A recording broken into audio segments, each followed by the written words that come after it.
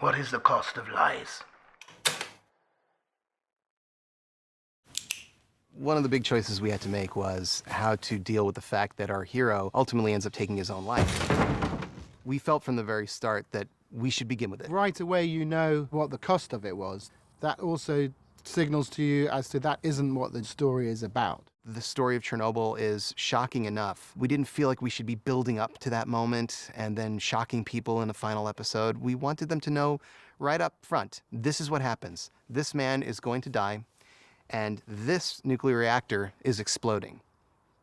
That, in a sense, isn't the interesting part. The interesting part is why and what now.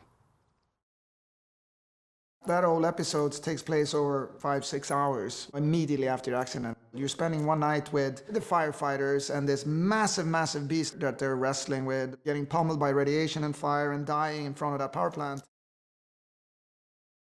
How insidious the idea of radioactive contamination was, because you can't see it and you can't feel it.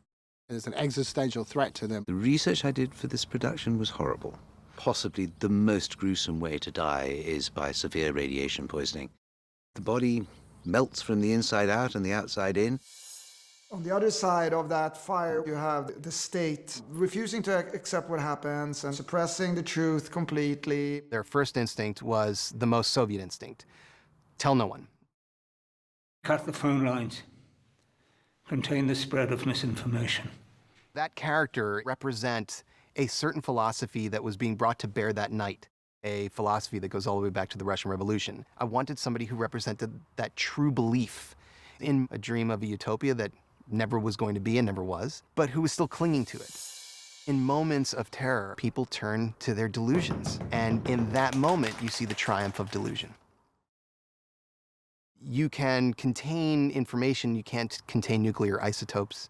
The truth was no longer something that could be hidden away.